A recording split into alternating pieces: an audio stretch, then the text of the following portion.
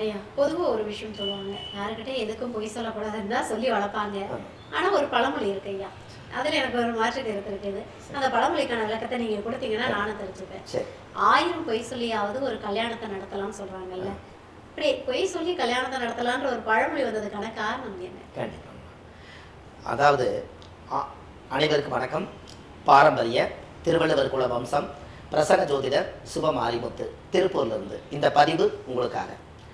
அதாவது என்னன்னாங்கம்மா, 1000 பொய் சொல்லி ஒரு கல்யாணம் பண்ணுங்கன்னு அந்த காலத்தில் சொன்ன வார்த்தையை காலப்போக்கில் 1000 பேர்கிட்ட போய் சொல்லி கல்யாணம் பண்ணுங்கன்னு சொன்ன வார்த்தை 1000 பொய் சொல்லின்னு வந்துருச்சுங்க.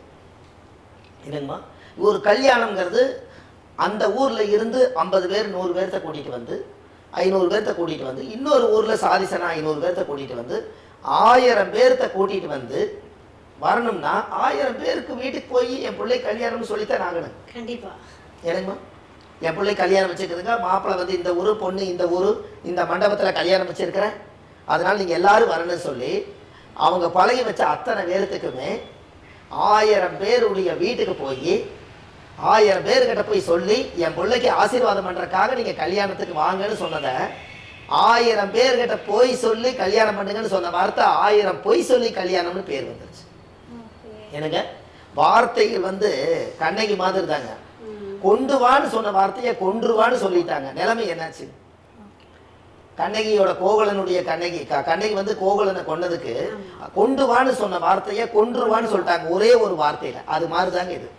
1000 பொய் சொல்லி கல்யாணம் பண்ணுங்கன்னு சொன்ன வார்த்தை அல்ல, 1000 பேர்கிட்ட போய் சொல்லி கல்யாணம் பண்ணுங்கன்னு சொன்னாங்க. அன்னைக்கு ஏன் 1000 பேர்னு சொல்லி வச்சாங்கன்னா முன்னோர்கள், நாளைக்கு இந்த பொண்ணை பொழைக்கலைன்னா 1000 பேர் கேள்வி கேட்டுருவாங்கன்னு சொல்லி அவர் கரெக்டாக பொழைப்பார். அப்போ அந்த காலத்து விவாகரத்து டைவர்ஸே கிடையாது இல்லைங்களா? எனக்குமா இன்னைக்கு வந்து டைவர்ஸ் வந்து ஆதி காலத்தில் ஒரு கோர்ட் இருந்ததுங்க, இன்னைக்கு 6 கோர்ட் இருக்குது டைவர்ஸ் கோர்ட்டு. அப்போ இவ்வளவு பேர்த்துக்கு வர்றது காரணமே நீங்கள் முதல் கல்யாணம் பண்ணும்போதே இந்த குடும்பம் வந்து கடைசி வரைக்கும் நம்மளுடைய வம்சத்தை காப்பாற்றுற குடும்பம்னு யோசிச்சு தானே நீங்கள் கல்யாணம் பண்ணணும். அப்போ தானே உங்களுக்கு விவாகரத்து வராது. அப்போ அதுக்கு மெயினாக என்ன அப்படின்னு கேட்டீங்கன்னா, 1000 பொய் சொல்லி கல்யாணம் பண்ணுங்கிற வார்த்தையே 1000 பொய் சொல்லி ஒரு பிள்ளை கல்யாணம் பண்ணுங்கிற அவசியமே இல்லை. ஏன்னா ஒரு பொண்ணு வந்து நீதியாக அந்த காலத்தில் வாழ்ந்துருப்பாங்க. இந்த இன்னார் குடும்பம்னா கொடுப்பா அந்த குழந்தைய, புள்ள அருமையாக பொழைச்சிக்கு, பிரமாதமான புள்ள, பொய்யும் திருட்டும் இல்லை, எந்த விதமான தண்ணி தவிடு போட மாட்டார், பீடி சிகரெட்டு குடிக்க மாட்டார், மாப்பிள்ளை அருமையான மாப்பிள்ளை, பொண்ணும் பார்த்தீங்கன்னா எந்த ஒரு தீங்கு கிடையாது, சுத்தமாக வளர்த்தி வச்சிருக்காங்க, 2 பேர்த்த கல்யாணம் பண்ணி வைங்க, ஜாம்னு இருக்குன்னு அந்த காலத்தில் பெரியவங்க வாக்கு கொடுப்பாங்க. இன்னைக்கு தான் என்னென்னமோ அவர் பின்னாடி போக வேண்டியதாக இருக்குதுங்க. மாப்பிள்ளை நல்லவரா கெட்டவரா, பொண்ணு நல்லவரா கெட்டவங்க. அன்னைக்கு அப்படி கிடையாதுங்க. சொன்னதான். அதாவது சொத்து அழிஞ்சாலும் சொல்ல அழியாதுங்களா? என்னங்கம்மா, சொத்தே அழிஞ்சாலும் சொல்ல அழியாதா? இந்த வீட்டுக்கு நான் வாரிசு, இந்த வீட்டுக்கு நான் வந்து கொடுக்குறேன்னு சொன்னால் அது நிச்சயமாக அந்த பிள்ளையை வளர்த்தி வாழ பண்ணி கொடுத்துருவாங்களா? எனக்கு வானத்தை போல படத்தில் சொன்ன மாதிரி அந்த விஜயகாந்துக்கு வந்து வளர்த்தி வச்சு அப்படியே சேஞ்ச் ஆகுது இல்லைங்களா? அந்த கதை பார்த்துருப்பீங்க. அப்படி வரக்கூடாதுங்கிறதுக்காகத்தான் அந்த காலத்தில் 12 வயசுலேயே பொம்மை கல்யாணம் மாட்ட குழந்தைகளுக்கெல்லாம் அந்த காலத்துல எல்லாம் இன்னாருக்கு இன்னாருன்னு எழுதி வச்சிருவாங்க. அதுக்கு எல்லாம் வளர்ந்து வாழுமணி அதவே நினைச்சிட்டு இருந்து அவங்க 2 பேரும் சேர்ந்து வாழுவாங்க. அப்படித்தான் அந்த காலத்துல அங்கீகார நிச்சயதார்த்தம் எல்லாம் சிறு வயசுலேயே குழந்தைகளுக்கு பிறந்துட்டா நான் இந்த வீட்டுக்கு பொண்ணை கொடுத்தேன்னு சொல்லுவாங்க. வாக்கு பழிக்குங்க. கரெக்டா அவர் வந்து சின்னதுலேருந்தே இருக்கிறனால யாரும் தடுக்க மாட்டாங்க. அப்போ இந்த கல்யாணத்துல 1000 பொய் சொல்லியும் கல்யாணம் பண்ண வேண்டாம். ஒரு பொண்ணும் மாப்பிள்ளையும் நிம்மதியா வாழ்றதுக்கு இந்த உலகத்துல உண்மையா வாழ்ந்தாலே போதுங்க. அடுத்த பிறவியிலையும் அவங்க 2 பேருடைய ஆன்மா சேருமா. ஏன்னு கேட்டீங்கன்னா, ஒரு ஆணும் ஒரு பெண்ணும் கணவன் மனைவி 2 பேர் சேர்ந்து உண்மையாக வாழ்ந்தாங்கன்னா அவங்களுடைய மனசுக்குள்ள 1000 சண்டை வந்தாலும் அடித்தாலும் பிடிச்சாலும் காலையில் சேர்ந்துக்கிறாங்க இல்லைங்களா?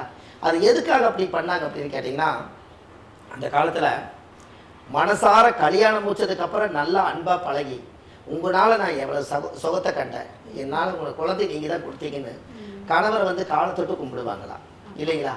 அப்படியெல்லாம் வாழ்ந்துட்டு இருக்கும்போது இன்னைக்கு அந்த ஆன்மா வந்து நம்மளை விட்டுட்டு போயிட்டாலும் கூட அவங்கள நினைச்சே அந்த காலத்தில் வாழ்ந்துருவாங்களா? அப்படின்னா என்னங்க, இந்த பட்டு வண்ண ரோசாவா பார்த்த கண்ணு மூடாதான்னு ஒரு பாட்டு வரும் இல்லைங்களா? அதான் சொல்றீங்க, பட்டு வண்ண ரோசாவா பார்த்த அந்த பாட்டு சொல்றீங்க இல்லையா? அதுல பாத்தீங்கன்னா ஒரு இடையில ஒரு வரி வருங்க. ஒரு ஆன்மாவும் இன்னொரு ஆன்மாவும் பிரிஞ்சு போச்சுன்னா கூட அந்த 2 பேருடைய ஆன்மா சேர்றதுக்காக நீ இன்னொரு ஜென்மம் இருந்தா அப்போது பிறப்போம், அன்போடு ஒண்ணா கலந்து அன்போட இருப்போம், உன்னோடு ஒண்ணா கலந்து அன்போட இருப்போம். அது கூடாம போச்சுதுன்னா என் ராசாவே, நான் வெண்மேகமாக விடிவெள்ளியாக வானத்தில் பிறந்திருப்பேன். என்னை அடையாளம் கண்டு நீ தேடி வந்தால் அப்போது நான் சிரிப்பேன். Super super. எனக்கு அந்த காலத்திலேயே எழுதிக்கிறாங்க, நீயும் நானும் ஒன்னா சேர காலம் இனிமேல் வாராதோ. அவர் இந்த அம்மா பாடு, இன்னொரு ஜென்மோ இருந்தா அப்போது பிறப்போம், உன்னோடு ஒன்னா கலந்து அன்போட இருப்போம். அது கூடாம போச்சுதுன்னா என் ராசாவே, நான் வெண்மேகமாக விடிவெள்ளியாக வானத்தில் பிறந்திருப்பேன். என்னை அடையாளம் கண்டு நீ தேடி வந்தால் அப்போது நான் சிரிப்பேன். இதுதான் வாழ்க்கைங்க. இறந்தாலும் கூட ஆன்மா சேருமா அப்படின்னா பாருங்க எவ்வளவு பெரிய ஒரு இதுன்னு பாருங்க. அந்த காலத்துல இந்த பாட்டை எப்ப நினைச்சு பார்த்தாலும் குடும்பம் பிரியணுங்கிற எண்ணம் ஒரு நாள் வராது. எப்ப கோயிலுக்கு போய் சாமி கும்பிட்டாலும் உங்க பேருக்கு அர்ச்சனை பண்றதை விட இந்த குடும்பம் பிரியக்கூடாதுன்னு ஒரு அர்ச்சனை சேர்த்து பண்ணுங்களேன். எனக்கு என்னுடைய மனைவி நானும் சேர்ந்து அர்ச்சனை பண்ணி குடும்பம் பிரியக்கூடாதுன்னு ஒரு அர்ச்சனை பண்ணுங்க. இந்த பிரபஞ்ச வாழ்த்துச்சுன்னா அவங்க பிரியவே மாட்டாங்க. நமக்கு அளவா அர்ச்சனை பண்றான். 2 பேர்த்துக்கு அர்ச்சனை பண்ணி என்னுடைய குடும்பம் வந்து பிரியாம இருக்கணும், எனக்கு சேர்ந்து இருக்கணும்னு பண்ணுங்க. பிரியறதுன்னு சுவார்த்தை வேண்டாம். என்னுடைய நானும் என்னுடைய கணவனும், மனைவியா இருந்தா நானும் என்னுடைய கணவனும் சேர்ந்து வாழணும்னு சொல்லி ஒரு அர்ச்சனை எப்பவுமே பண்ணுங்க. எங்களுக்கு எந்த சண்டையுமே இல்லைங்க, நான் எதுக்கு அர்ச்சனை பண்ணணும்னு நினைக்க வேண்டாம்.